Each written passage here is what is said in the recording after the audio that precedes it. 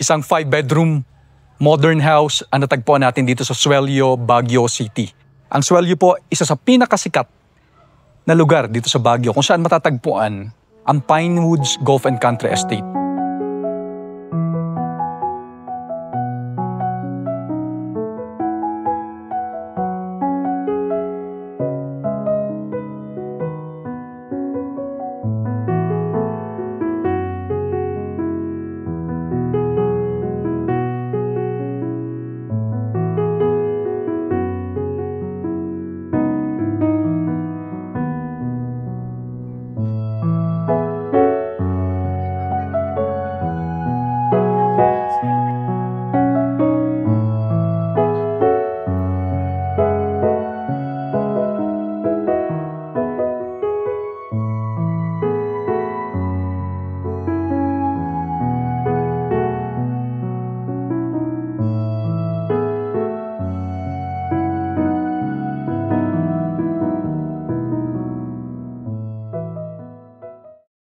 Guys, ito po yung facade ng bahay. I-emphasize ko lang na itong property natin, isang bahay ang pagitan papunta ng major road, guys. So ito po, barangay road po ito.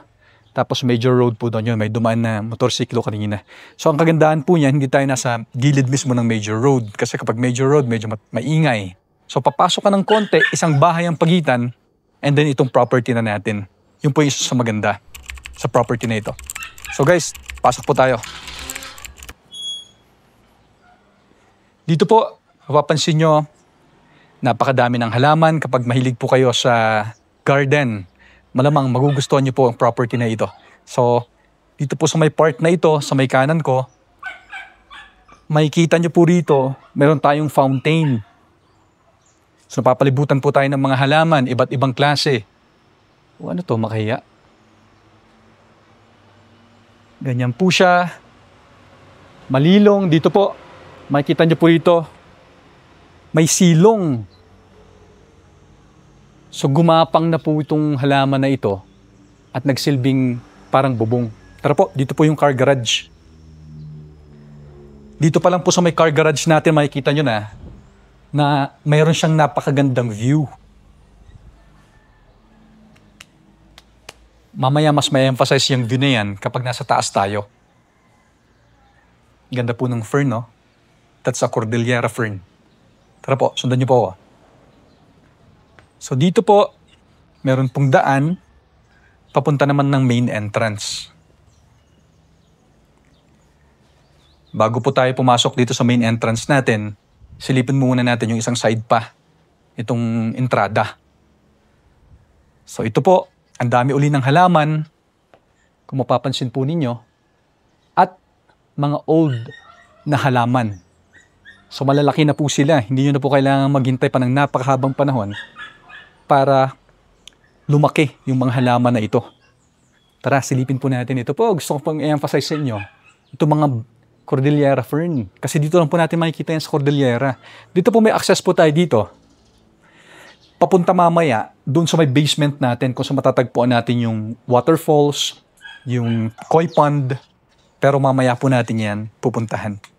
So, dito may mga bamboo, at iba't ibang klaseng halaman talaga. Isa po sa pinaka-highlight siguro ng bahay na ito, yung mga halaman na ito. Tanggal tayo ng sapatos. Guys, bilang respeto po dun sa may-ari ng bahay, maganda yung itatanggal po tayo ng sapatos. Mas lalo kapag ganun yung nakagawian nila. Ito po yung landing natin dito sa main entrance. Meron po tayong mga wall lamps. At saka meron po tayo ditong single door. And then, meron po tayo ditong salamin. Pasokin po natin. Tara po. Welcome to the house.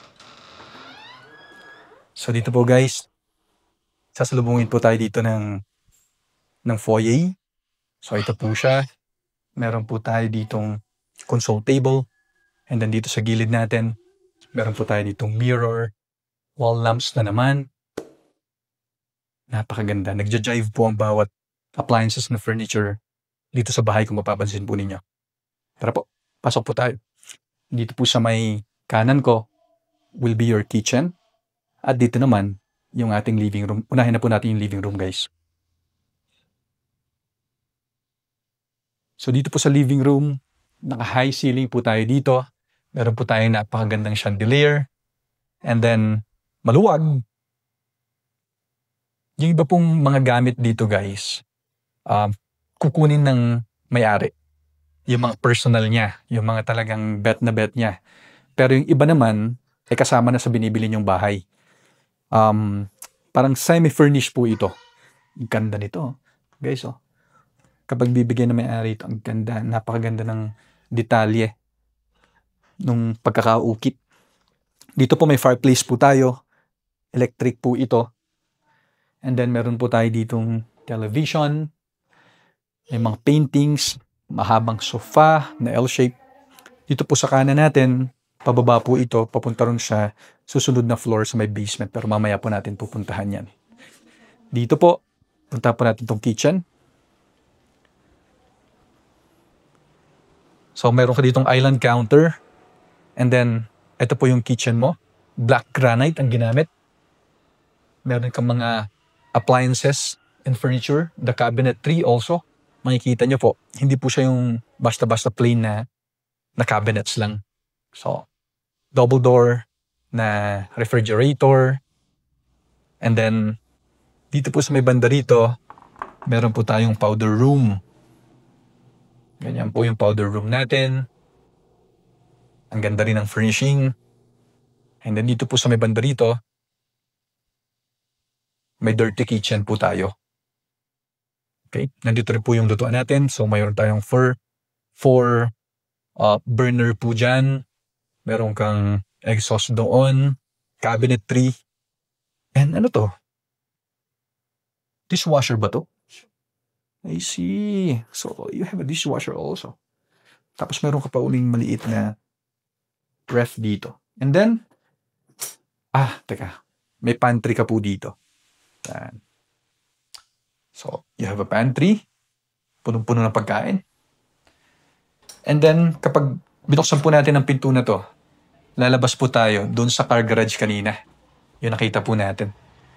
Ito po yung garahe. So, hindi na po tayo lalabas kasi nakita na po natin kanina yan. Alright? And then, dito po sa may banda rito, will be your dining. Ang nakalagay po ngayon ay 8. Very comfortable po yung 8 tao na nakaupo dito sa dining natin, sa dining set. So, 8 tao po ito. Habang kumakain, syempre, meron kang view. Ito po yung view natin, mga pine trees.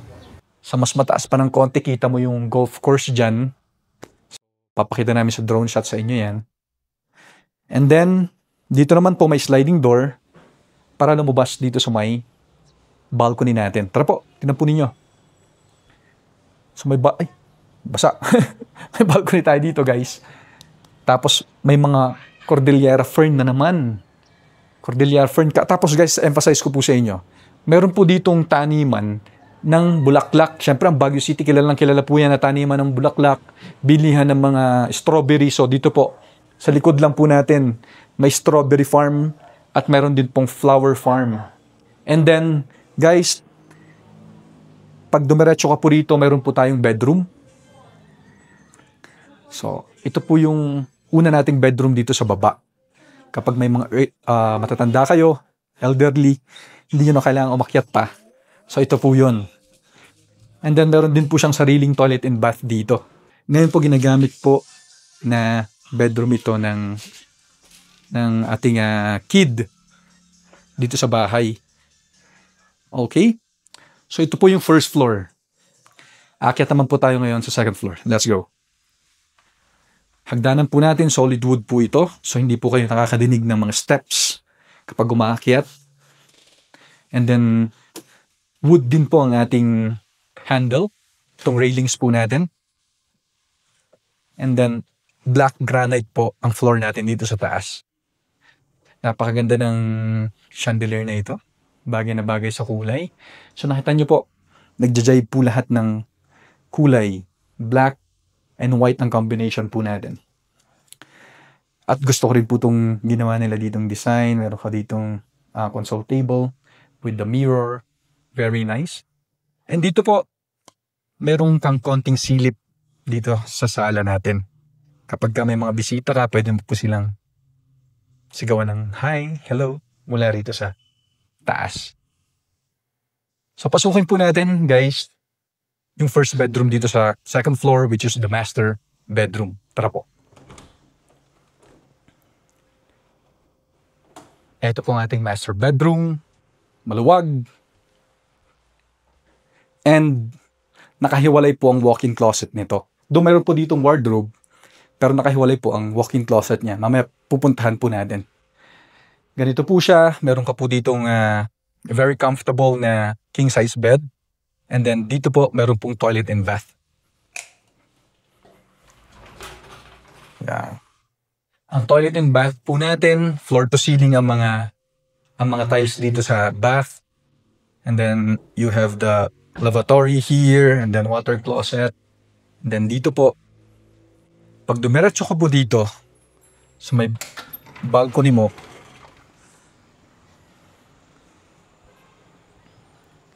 ay view ka ng strawberry farm, flower farm. And then ito po, ginawa nilang walk-in closet sa ngayon. Pwede nyo pong ituloy na walk-in closet siya, pero ito po ay design talaga para sa bedroom. Kasi napakaluwag naman para sa walk-in closet, di ba? So, kasyang-kasya pa po rito ang isang king-size bed. So, dalawang side table siguro ang ilalagay. Pwedeng-pwede. And then, meron na rin po siyang sariling wardrobe. Ganyan po siya. Kagaya ng mga cabinetry natin doon. So, gusto natin yung ilaw. Then, mayroon na rin po siyang sariling toilet and bath. Ito po. Okay. So, water closet and then lavatory. And then, guys, dito po ay mayroon pang isang pintuan. Patungo naman dito po sa may balcony natin. So, ito po. Nakita nyo, sa lahat ng balconies, meron kang view ng pine trees. May view ka ng fog. So, bagyong-bagyo ang feel kapag nandito ka sa bahay na ito. Kasi napapalibutan ka nga ang mga pine trees. Ito po ang ginagawa nilang sampayan. Kaya makikita nyo po, may mga sampayan po dito. Yan na po ang ating second floor. Ngayon naman po, bababa po tayo sa may basement.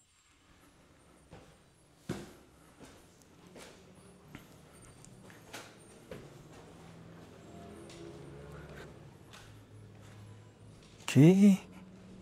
Wow. Swerte daw yan, mga kabayo. Okay po, guys. So, andito po tayo ngayon sa first floor and then ito po yung hagdanan papunta ng basement. Let's go.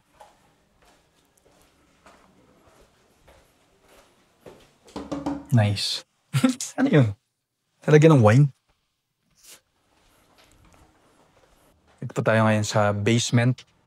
So dito po mapapansin nyo, marami pong libro. Ginawa po nilang parang library. And then dito po sa kaliwa ko ay ginawa nilang opisina. Pero malaki pa po ito na bedroom. Kapag gusto nyo pong gawing bedroom, pwedeng-pwede. Pero bilang opisina, napakaganda po ng ginawa nila. Meron po tayo ditong fireplace na electric. And then, ito pong hagdanan na ito ay papunta doon sa bedroom kanina, sa taas. Yung first bedroom na pinuntahan natin. Okay? And then dito naman, meron po tayong toilet and bath. Ayan. Toilet and bath po natin ito. And then, guys, dito po ay palabas na ng bahay. Pero bago tayo lumabas, tingnan po muna natin itong isa pang room dito, which is the guest room. Maluwag. Magandang furnishing. Console table ka dito. At yung mga appliances, napakagaganda. At meron ka ditong access palabas. Kasi dito po ay merong sliding door. So, ganyan po siya. May access ka palabas ng bahay mamaya. Hindi po tayo dyan lalabas. Doon tayo sa main door lalabas. Dito po, meron na namang isang bedroom. Pero ginawa po nilang storage siya ngayon. Ito po ay pwedeng gawing driver's quarter or maid's room or another room. Very, very comfortable po dyan. And then dito guys, meron po tayong laundry area. Ito po, may kitchen ka pa rito. Actually, dirty kitchen. Maluwag po ito. Meron dito mga washing machine.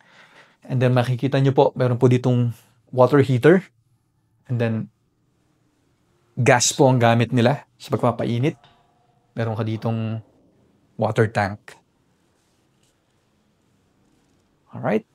May daan po dito. Kung gusto nyo pong papunta rin sa labas ng bahay, pwede rin naman po dito. And then, lalabas po tayo ngayon sa bahay. Dito po, gagamit po ako ng tsinelas. So dito po guys, may landing po tayo dito. Or lanay na tinatawag nila. And then, dito po, meron din po siyang mga fixture. Tara, tingnan po natin dito. Ito po yung para sa akin, pinakamagandang parte ng bahay. Sa akin lang naman. Kasi po dito, nature lover kasi ako. So, marami ka pong makikitang fern. And then, dito po may waterfalls at saka koi pond. Tara po, para ma-emphasize po yung mga sinasabi ko po sa inyo.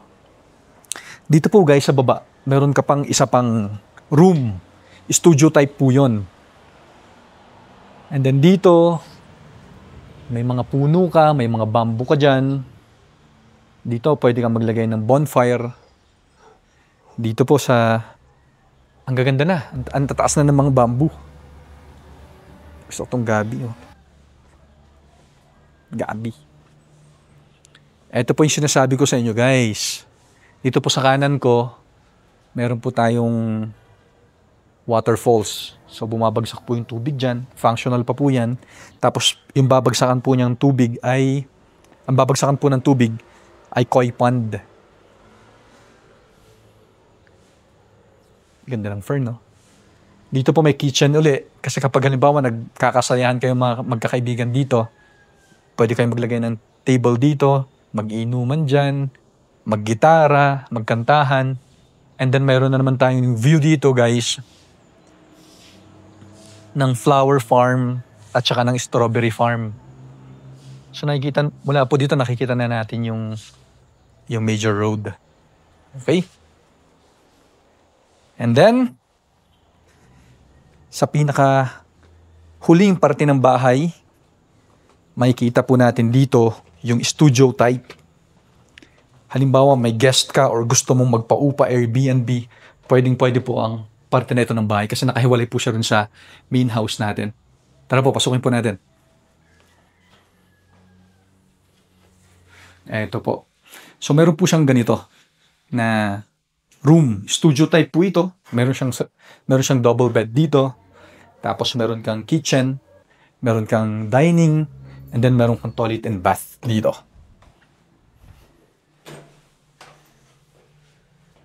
Yan. So, shower ka. Single point. Meron kang water closet. Meron kang lavatory. So, guys, kapag interested po kayo sa property nito, sa palagi ko napakita ko na lahat ng parte, maglalagay po kami ng phone number dyan sa baba or email address. At huwag nyo na rin po kami kalimutang i-follow sa YouTube channel namin kapag napapanood nyo po sa YouTube ito. At click nyo na rin po yung bell button para ma-notify po kayo every time na nag-upload po kami ng video na kagaya nito. This is Roman John Yoso, your real estate broker. Bye-bye!